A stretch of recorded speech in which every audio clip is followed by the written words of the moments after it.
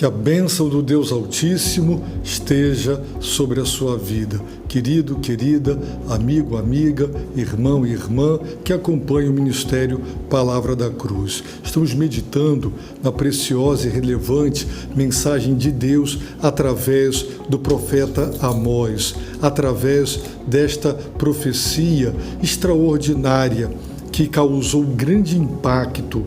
Estas profecias foram entregues em momentos diferentes, depois elas foram agrupadas, uma coletânea e registradas, e hoje nós temos o privilégio de ter nas mãos o que Deus disse ao seu povo nos meados do 8º século. E é tão interessante, tantos séculos antes de nós, tantos séculos distantes de nós, mas que relevância, que atualidade.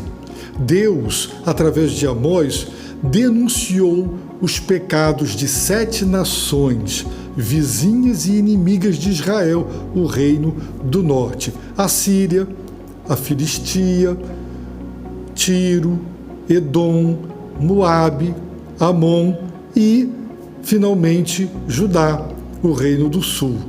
E os israelitas, ao ouvirem profecia atrás de profecia, denúncia divina após denúncia divina, juízo severo de Deus sobre cada uma daquelas nações inimigas, Israel deveria estar vibrando, aplaudindo e enaltecendo: Deus é justo.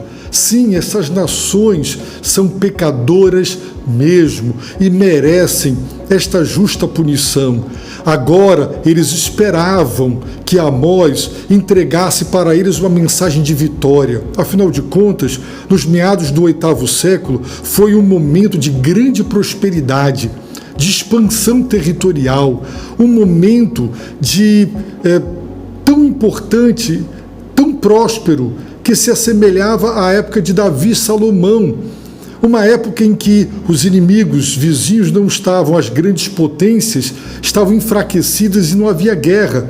E quando não há guerra, você faz investimentos, há desenvolvimento, há prosperidade. Então era um momento de opulência, de riqueza e de sucesso. E quem sabe eles esperavam, não é, que a mensagem de Deus através de Amós para eles fosse uma mensagem de vitória, uma mensagem de triunfo. Eles esperavam o grande dia do Senhor como o dia que seria o melhor dia para eles. Eles tinham essa expectativa, e a profecia de Amós revela que eles pensavam exatamente assim, que o dia do Senhor seria uma bênção para eles. Mas eles foram surpreendidos. E eu posso imaginar, assim como aquelas autoridades religiosas que ouviram Estevão, rangeram os dentes de ódio, espumaram de raiva contra Estevão, contra Paulo, quando ele pregava, contra o próprio Senhor Jesus Cristo, quando pregava. E quando as pessoas hoje ouvem a palavra de Deus que as confronta com os seus pecados, elas ficam com raiva. Há um movimento anticristão muito forte e crescente. Por quê? Porque a palavra de Deus, ela não vai ao encontro do pecado, ela vai de encontro.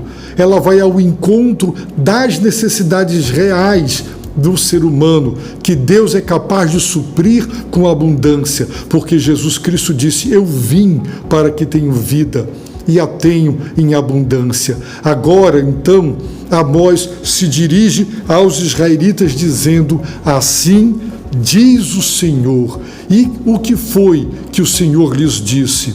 Pelas 3 transgressões de Israel, sim, e pela 4ª, uma fórmula usada por Amós para dizer que estes números consecutivos significavam um número indeterminado de pecados que poderiam ter sido muitos ou poucos, grandes ou pequenos, mas que dão a entender a desobediência teimosa, a perseverança no erro.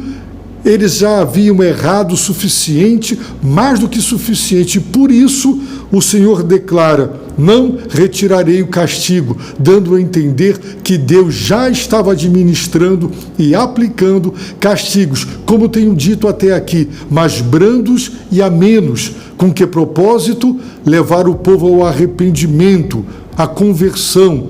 Mas à medida que aqueles juízos preliminares eles eram rejeitados e desprezados, então juízos mais severos e rigorosos viriam. E o Senhor agora apresenta a denúncia, a primeira denúncia. Por que Deus não retirará o castigo? E por que Deus então enviará um juízo bem mais severo? Primeiro, vendem o justo por prata. Segundo, vendem o necessitado por um par de sandálias. Terceiro, esmagam a cabeça dos pobres no pó da terra. Quarto, pervertem o caminho dos oprimidos.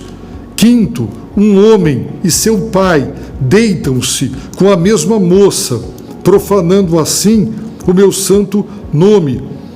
Também se deitam sobre roupas empenhadas junto a qualquer altar. E, finalmente, bebem o vinho exigido como multa no templo de seu Deus.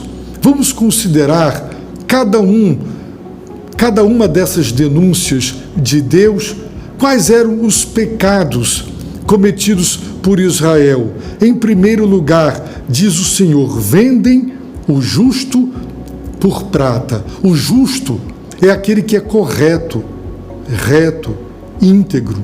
Provavelmente ele se endividara e o credor queria que a dívida fosse paga.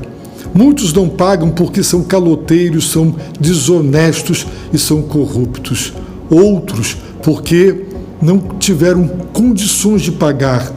E há credores que são misericordiosos e compassivos e que esperam mais e dão mais oportunidade e parcelam e tentam ajudar o devedor a quitar os seus débitos. E o justo quer isso. Ele não quer nada de graça. Ele não quer passar a perna em ninguém. No entanto, naquele tempo, quando o credor, o devedor devia, o credor tinha o direito de cobrar. E se o devedor não tinha o dinheiro para pagar dentro do prazo combinado, então ele exigia que o pagamento fosse feito com a própria vida, ou seja, o devedor se tornava propriedade do credor, passava a se tornar seu escravo. Se você não tem como pagar a dívida, então você pagará a dívida tornando-se meu escravo. Se a dívida era alta, você e sua mulher. Se a dívida era ainda mais elevada, você, mulher e filhos. Era proporcional. E sabe o que eles faziam? Vendem o justo por prata. Depois de usarem da lei e de terem o direito legal de serem donos dos devedores porque não pagaram suas dívidas, sabe o que eles faziam? Vendiam aquelas pessoas como escravas por prata, transformavam aquelas vidas em mercadoria, vendiam pessoas corretas, o justo por prata.